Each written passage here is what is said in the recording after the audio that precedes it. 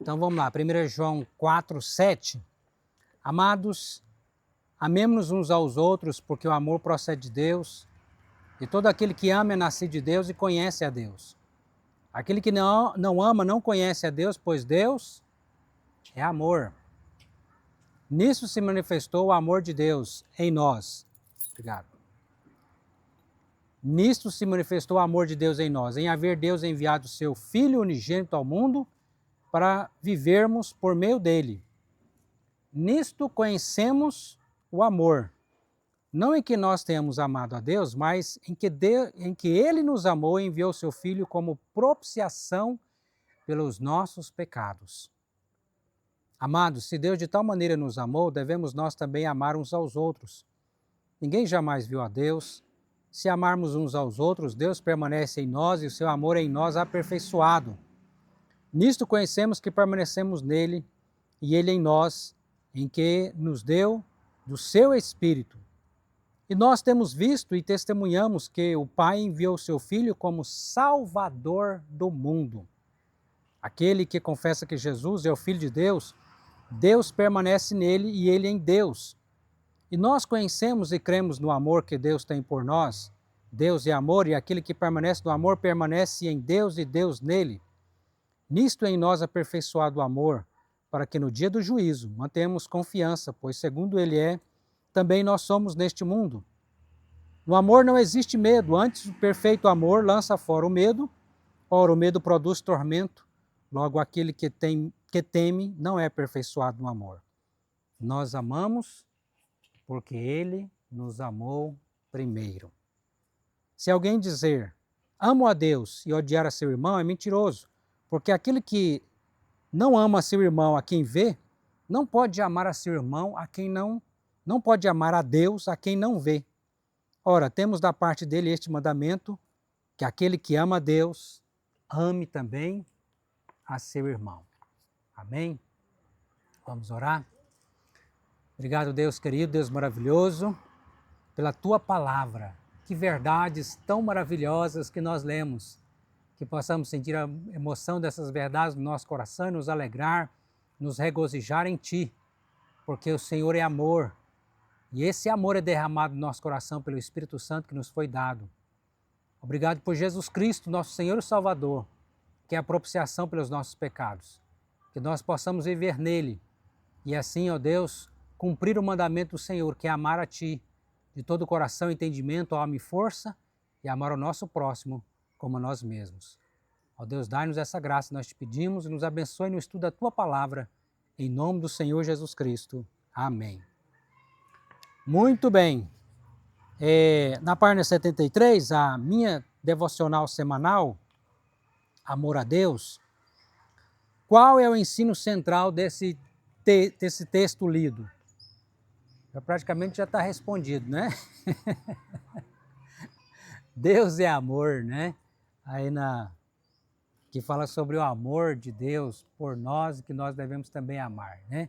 É o tema central do texto.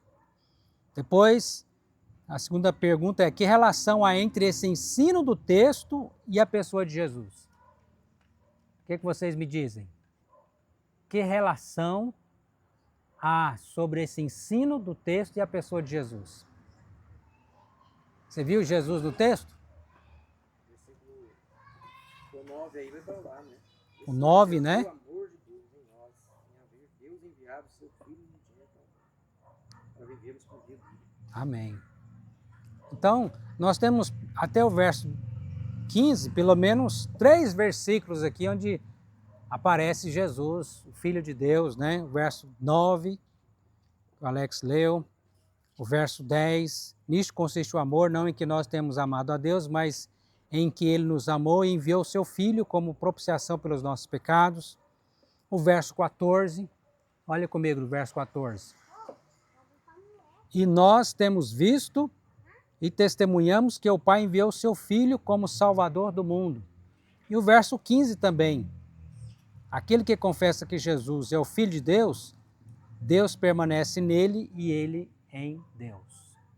Então, Jesus está aqui no texto como nosso Senhor e Salvador, como propiciação pelos nossos pecados.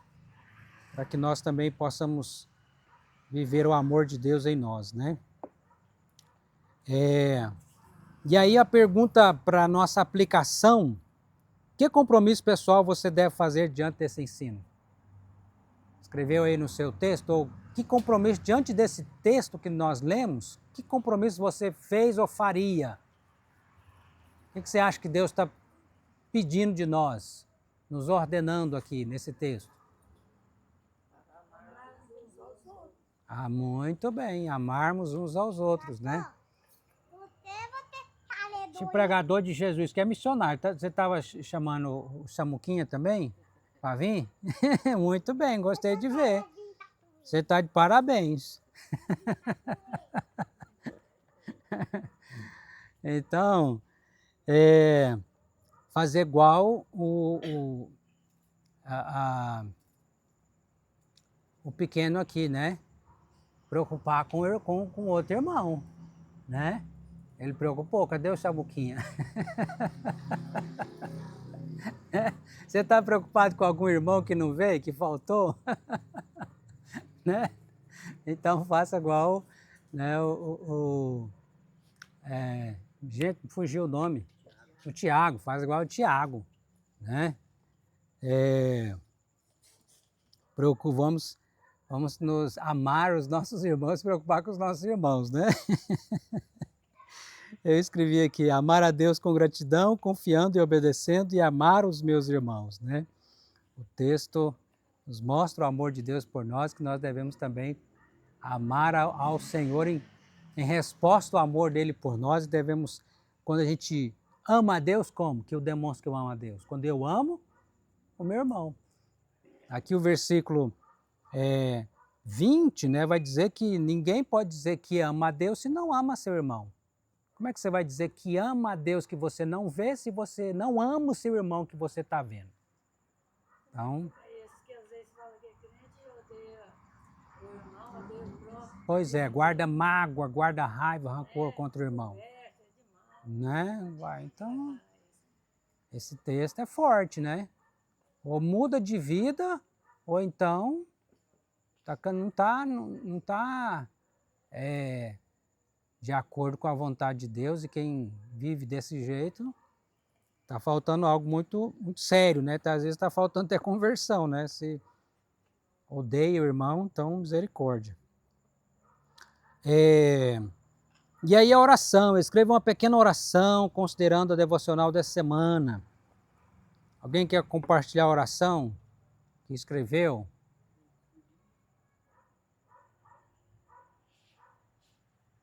Eu vou compartilhar aqui a minha oração. Quem quiser compartilhar também. Senhor, meu Deus e Pai, graças dou por Jesus Cristo, nosso Senhor e Salvador, por seu grande amor por nós. Graças dou pelo Espírito Santo, que em nós habita. Me ensine a te amar com gratidão e obediência, confiando sempre no Senhor. Me ensine a amar os meus irmãos, em nome de Jesus. Amém. A oração está de acordo com o texto? Amém? Então, é isso que nessas devocionais a gente aprende, né? Você entender o que o texto está dizendo, aplicar esse texto para a prática da sua vida e orar conforme o texto nos ensina, né? Com aquilo que... Amém?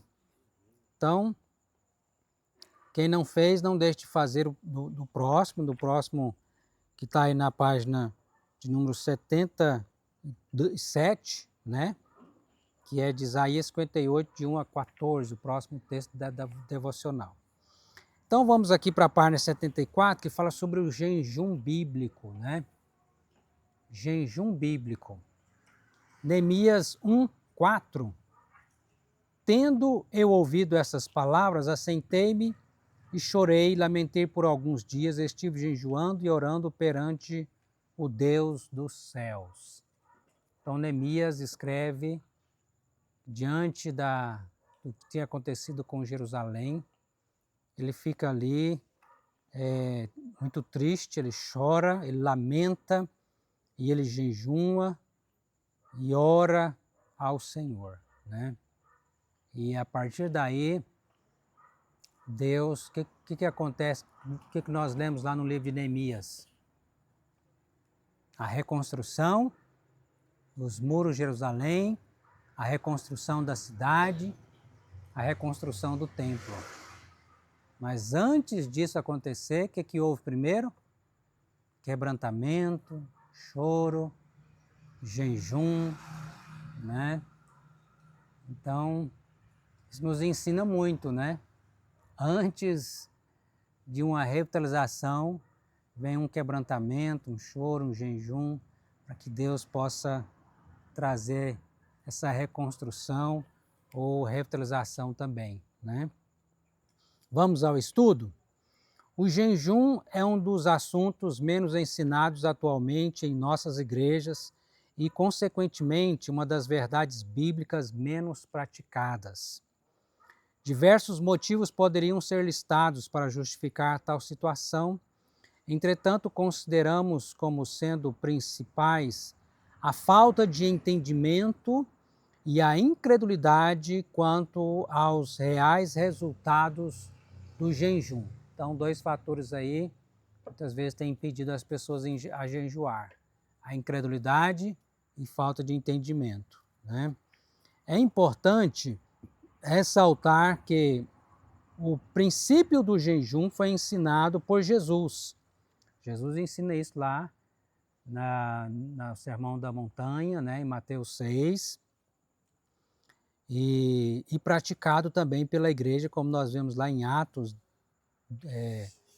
13, né, quando, eu vou ler esse texto de Atos 13, que fala quando a igreja se reúne para enviar como missionários Saulo e Barnabé, né? Diz aqui, e servindo eles ao Senhor e jejuando, disse o Espírito Santo, separai-me agora Barnabé e Saulo para a obra que os tenho chamado. Então, jejuando e orando, impondo sobre eles as mãos, os despediram. Nós temos aí a igreja, então, nesse momento muito importante de enviar os missionários, eles orando e jejuando por isso, né? Do mesmo modo, foi uma regular disciplina de piedade adotada por importantes personagens na história da igreja, como Lutero, Calvino, John Knox e Jonathan Edwards, né? Homens usados por Deus e que eram homens de oração e jejum. A palavra jejum na Bíblia é a tradução da palavra hebraica tessum e da palavra grega nestis, tetsum, né? Ambas significam sem alimento ou fome. Por isso, o jejum na Bíblia está associado à abstinência de alimento. Assim como a nossa condição física necessita do alimento físico, nossa condição espiritual necessita do alimento espiritual. Deus é a fonte de toda a vitalidade espiritual do homem e o jejum tem como propósito primário a abstenção voluntária do alimento ou de prazeres físicos, conforme 1 Coríntios 7:5, para a dedicação intensa à oração e à meditação da palavra de Deus, meios pelos quais Deus responde nossas súplicas. Nos alimentamos e nos fortalece espiritualmente. Os textos aqui, a gente não vai ler esse texto, porque eles têm logo abaixo aqui, então nós vamos ler os textos que estão aqui abaixo. Diante do exposto, entendemos que o jejum não é apenas uma simples abstenção de alimento, já que é, sobretudo, uma intensa busca da presença de Deus, exigindo do corpo a privação do atendimento a certas necessidades e prazeres para que experimentemos mais especificamente a graça divina. Pelo jejum, nos tornamos mais sensíveis à santificação e obtemos respostas de Deus para situações que sem essa busca não poderíamos ter. Assim sendo, o jejum é uma atividade da fé bíblica que nos ensina a confiar e a depender de Deus. Enquanto o impacto do jejum seja fisicamente difícil, os benefícios espirituais são totalmente inegáveis, pois o Espírito Santo nos assiste em nossas mais profundas necessidades. Cuidados e propósitos do jejum bíblico. Primeiro, deve recusar qualquer motivação pelo reconhecimento público. Então, o jejum não é para que venha me mostrar mais espiritual do que os outros, né? Vamos ver o que Jesus diz lá em Mateus 6. Mateus 6, vamos ler aqui 16 a 18, e depois também 9 e 15, Mateus 6.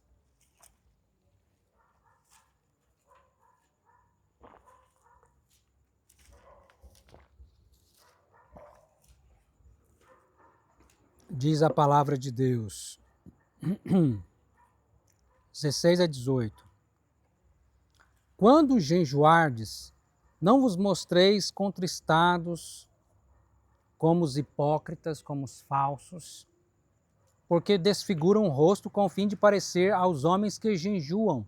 Em verdade vos digo que eles já receberam a recompensa. Tu, porém, quando jejuardes, unge a cabeça e lava o rosto, com o fim de não parecer aos homens que jejuas, e sim a teu Pai em secreto, e teu Pai que te vê em secreto te recompensará. Então o jejum não é para aparecer, pelo contrário, né? Jesus até diz para lavar o rosto, né? E vive como... Como? Não é para fazer cara feia, né?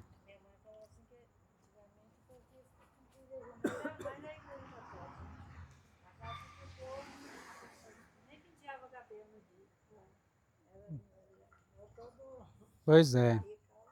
Não é para aparecer para os homens, né? Nós queremos chamar a atenção de Deus, não dos homens, né? E Mateus 9, também 15, o texto anterior aí, que fala que respondeu-lhe Jesus: podem acaso estar tristes convidados para os casamentos enquanto o noivo está com eles? Dias virão, contudo, em que lhe será tirado o noivo, e nesses dias hão de jejuar. Então nós estamos vivendo os dias, né, de jejuarmos. Até a volta de Jesus, esse é o tempo de jejuar. Número 2, cuidados e propósitos do jejum bíblico. Deve ser conduzido pela humilhação e oração diante de Deus. Então, nos humilharmos diante do Senhor e oração, né? Reservarmos um tempo para a oração.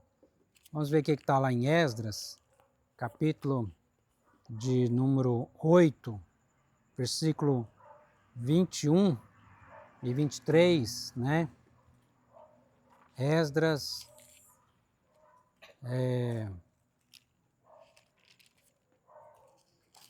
capítulo 8,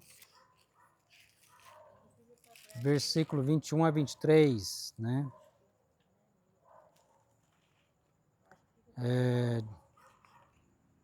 Tá depois aí de 2 Crônicas, né? 1ª e 2ª Crônicas, depois de Reis, antes de Salmos. Como diz certo pastor, tá depois de Gênesis e antes de Apocalipse. Agora ficou fácil. Então,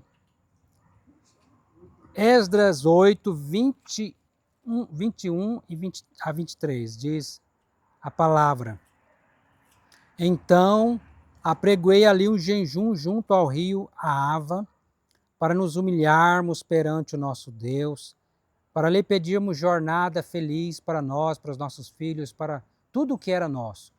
Porque tive vergonha de pedir ao rei exércitos e cavaleiros para nos defenderem do inimigo no caminho, porquanto lhe já havia dito: a boa mão do nosso Deus é sobre todos os que o buscam para o bem deles, mas a sua força e sua ira contra todos os que o abandonam. Nós, pois, jejuamos e pedimos isto ao nosso Deus, e ele nos atendeu. Graças a Deus, né? Então, é lindo mesmo, né? Vamos ver também Daniel capítulo 9. Daniel capítulo 9. Você vai um pouco mais à frente aí, né?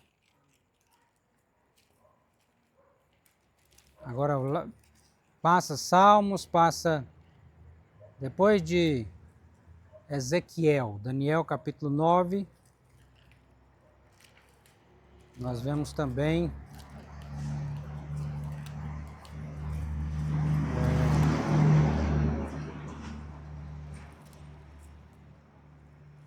e isso,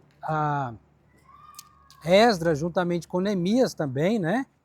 A gente vê os dois textos que falam da reconstrução de Jerusalém, depois do exílio na Babilônia. Neemias também ora e jejua ao Senhor. Esdras 9, dos versículos de 3 a 8, diz a palavra de Deus: voltei o rosto ao Senhor Deus. Isso Daniel estava onde? Na Babilônia, né? Para o buscar em oração e súplicas com jejum, pano de saco e cinza. Orei ao Senhor meu Deus, confessei e disse: Senhor, Deus grande e temível, que guardas a aliança e a misericórdia para com os que te amam e guardam os teus mandamentos. Temos pecado e cometido iniquidades, procedemos perversamente e fomos rebeldes, apartamo-nos dos mandamentos e dos teus juízos. E não demos ouvidos aos teus servos, os profetas, em que em teu nome falaram os nossos reis, nossos príncipes, aos nossos pais, como também a todo o povo da terra. E a ti, Senhor, pertence a justiça, mas a nós o corar de vergonha, como hoje se vê aos homens de Judá, aos moradores de Jerusalém, a todo Israel, quer os de perto, quer os de longe, em todas as terras por onde os tens lançado, por causa das nossas transgressões que cometemos contra ti. Ó Senhor, a nós pertence o corar de vergonha, aos nossos reis, aos nossos príncipes, aos nossos pais, porque temos pecado contra ti. Então, oração de confissão juntamente com jejum, né? Nós temos que aprender a colocar isso em prática, né? Porque às vezes nós pedimos perdão a Deus só no momento de confissão de pecados na liturgia do culto, mas aqui você vê algo com mais profundidade, né? Aonde se separa um tempo para orar, para se humilhar diante do Senhor, para jejuar e se humilhar diante do Senhor, né? Com oração, quebrantamento, coração quebrantado. Também Salmo 35, verso 13, vamos lá no Salmo, volta aí um pouco, mais ou menos no meio da sua Bíblia, você vai achar o Salmo 35, versículo 35, versículo de número 13. Quanto a mim, porém, estando eles enfermos, as minhas vestes eram como pano de saco, eu afligia a minha alma com jejum, em oração me reclinava sobre o peito. Então, Davi aqui, o salmista, conta a sua experiência de como ele orava e jejuava, né, na presença de Deus.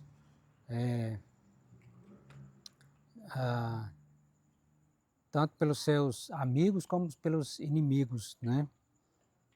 Que oração quebrantada diante do Senhor. Cuidados e propósitos do jejum bíblico. Número 3. Devemos almejar o fortalecimento espiritual. Estamos aqui no Salmo, então vamos Salmo 109, versículo 21 a 26.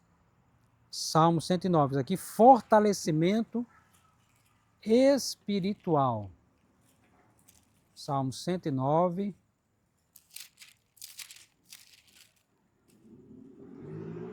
Versículos 21 a 26.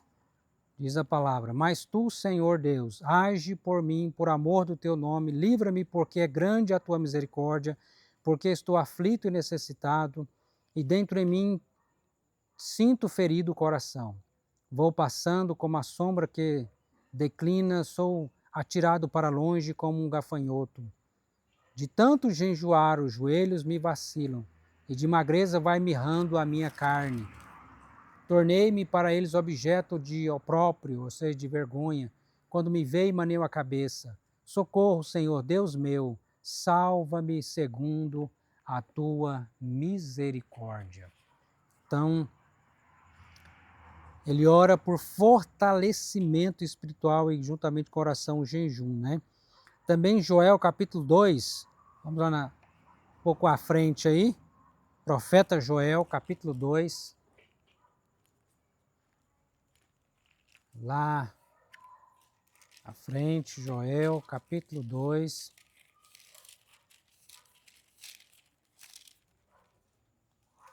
antes de Jonas, antes de Amós, Joel capítulo 2, que Joel também é na época de Neemias e de Esdras, né? O Joel também está vivendo essa época, né? Que viveu Neemias e Esdras, né? Ele foi como profeta de Deus também para essa... Aliás, Ageu que foi na época, né? Joel, noutra época. Joel 2, de 12 a 19, diz a palavra de Deus: ainda assim, agora mesmo diz o Senhor, convertei-vos a mim de todo o vosso coração, e isso com jejuns, com choro e com pranto. Rasgai o vosso coração, e não as vossas vestes. Convertei-vos ao Senhor vosso Deus, porque Ele é misericordioso e compassivo e tardio em irar-se, e grande em benignidade, e se arrepende do mal. Quem sabe se não se voltará e se arrependerá e deixará para após si uma bênção, uma oferta de manjares e libação para o Senhor nosso Deus. Tocai a trombeta em Sião, promulgai um santo jejum, proclamai uma assembleia solene. Congregai o povo, santificai a congregação, ajuntai os anciões, reuni os filhinhos e os que mamam. Saia o noivo da sua recâmara e a noiva do seu aposento. Chorem os sacerdotes, ministros do Senhor, entre o pórtico e o altar, e orem: poupa o teu povo, ó Senhor, e não entregues a tua herança ao opróbrio, à vergonha, para que as nações façam escárnio dele, porque hão de dizer entre os povos: onde está o seu Deus?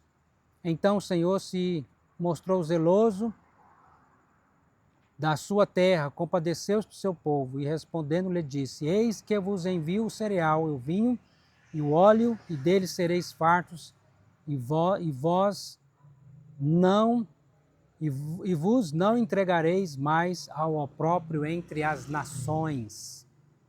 Então, Joel ora com jejum, pedindo a Deus por fortalecimento, pela misericórdia do Senhor, e faz uma convocação, né? Toda a assembleia do povo de Deus para orar e jejuar e clamar ao Senhor. Cuidados e propósitos do jejum bíblico. Número 4. Deve produzir a contrição pelo pecado. Então vamos ver lá Jonas, né? O que acontece com a cidade de Nínive. Vai um pouco mais à frente aí. Aqui Jonas ficou contrariado, mas Deus não, né? Deus envia o seu profeta e ele teve que obedecer. E assim, ele vai e prega, e o povo se arrepende com oração e com jejum, né? A conversão dos ninivitas, né? Jonas capítulo 3, versículo de 6 a 9, diz: Chegou essa notícia ao rei de Nínive, ele levantou-se do seu trono, tirou de si as vestes reais, cobriu-se de pano de saco e assentou-se sobre cinza. E fez-se proclamar e divulgar em Nínive, por mandado do rei de seus grandes, nem homem, nem animais, nem bois, nem ovelhas provem alguma coisa, nem os levem ao pasto, nem bebam água, mas sejam cobertos de pano de saco, tanto os homens como os animais, e clamem e clamarão fortemente a Deus, e se converterão cada um do seu mau caminho e da violência que há em suas mãos. Quem sabe se voltará a Deus e se arrependerá e apartará do furor da sua ira, de sorte que não pereçamos? Viu Deus o que fizeram, como se converteram do seu mau caminho, e Deus se arrependeu do mal que tinha dito que lhes faria e não fez. Então, resposta aí de Deus, né? A oração ao quebrantamento dos ninivitas, né? Deus teve misericórdia, Deus teve compaixão. E não destruiu a cidade, né? Como Jonas tinha dito que ia acontecer, né? Houve arrependimento dos ninivitas e Deus teve misericórdia. Também Zacarias, né? Vamos um pouco mais na frente aí, nesse texto que fala também de contrição pelo pecado, né? Zacarias capítulo 8, versículo de número 19. Zacarias 8, 19. Assim diz o Senhor dos Exércitos: o jejum do 4º mês, e o do 5º, e do 7º, e do 10º serão para a casa de Judá regozijo, alegria e festividade solene. Amai, pois, a verdade e a paz. Então, o jejum aqui com o propósito de produzir contrição, quebrantamento.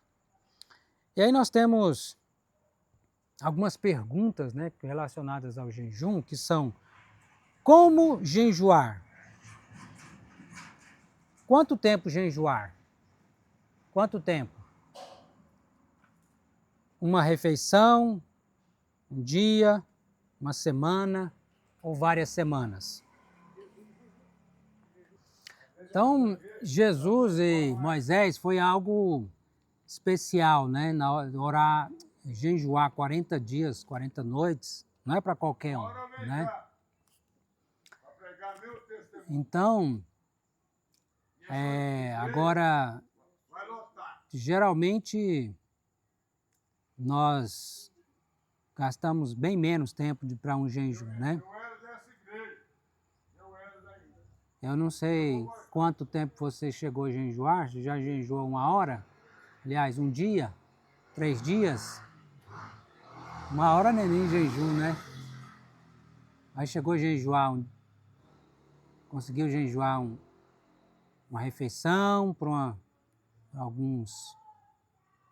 Tem pessoas que fazem um jejum, por exemplo, deixa de jantar por alguns dias da semana, né? Alguns dias. Fica sem a janta. Ou às vezes fica o dia em jejum e jejum só quando alimenta só quando chega à noite, né? Mas o mais comum, o jejum, que deve vir acompanhado de oração, é importante isso, né? A pessoa tira um tempo de jejum, tirando algumas refeições no dia, né? Esse é o mais comum, né? Mas é importante que, por exemplo, outra pergunta aqui: que tipo de jejum fazer? Que tipo de jejum fazer? De refeição completa ou parcial, de qualquer líquido, de relações sexuais ou de qualquer atividade física que exija esforço? E entender que o jejum deve agradar a Deus, né? A gente não faz um jejum, como já foi dito aqui, para nos aparecer, e nem também para tentar achar que com isso eu estou forçando Deus a me atender. Pelo contrário, eu tenho que me quebrantar e me humilhar diante do Senhor, né? Me humilhar diante do Senhor. Então, o jejum não é para Deus fazer a minha vontade, mas para que eu me submeta à vontade de Deus. Né? Amém? A última frase aqui fala, o último parágrafo. Se nos humilharmos e orarmos com sinceridade diante do Senhor, enquanto jejuarmos, certamente nossa confiança e dependência dele serão reforçadas. O jejum nos fará sentir espiritualmente revigorados para cultuarmos ao Senhor, vencermos as tentações e as opressões que nos cercam. Está vendo? Que bênção! Nos fortalecer no Senhor, no culto ao Senhor individual ou coletivo, e vencermos as tentações e opressões que nos cercam. Nós vivemos num mundo de tentações e de opressões. E muitas vezes a luta nossa luta não é contra carne e sangue, não é contra as armas carnais, né? As nossas armas são as armas espirituais. É assim que nós vencemos, né? Para a discussão, jejum é deixar de se alimentar? Justifique sua resposta.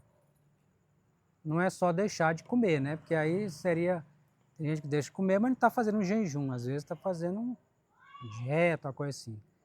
É deixar de se alimentar juntamente com a oração. Dedicar o tempo para a oração, quebrantamento diante de Deus, né? Leitura da palavra. Pergunta, pessoal, qual foi a última vez que você jejuou? Você se lembra? Então, se você não se lembra, faça logo um jejum aí, quem sabe essa semana ou a outra semana. Tem, né? Tem alguém necessitando de que você faça um jejum, né? Por você mesmo, pela sua família, pela igreja, né? Jejum. E por que devemos jejuar? Tem algum motivo para você jejuar? Temos vários motivos, né? Por jejuarmos, né? Jejuarmos em favor dos irmãos que enfermos estão, né? Pelas pessoas que estão passando por aflição, por enfermidade, né? Jejuarmos pela igreja, pela revitalização da nossa igreja, jejuarmos por conversões, por salvação dos perdidos, né? Que Deus quem converte os corações, nossos próprios familiares, né? Jejuaram e buscaram a face do Senhor, clamando a Ele, né? Que Deus tenha misericórdia. Amém? Então, faça disso uma tarefinha prática, uma tarefa de casa, para nós levarmos essa semana, se possível, faça um jejum também ao Senhor. Oremos.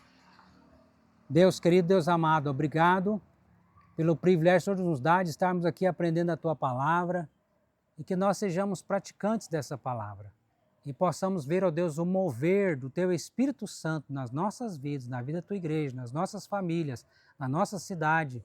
Tende misericórdia, ó Pai. Que haja libertação, ó Deus, porque o Senhor é quem transforma os corações. Que haja conversões, que haja revitalização, que haja avivamento, que haja despertamento espiritual, como o Senhor realizou no passado. Ó Deus, milagres, a providência do Senhor, o Senhor faça também nos nossos dias, em nome de Jesus. Amém.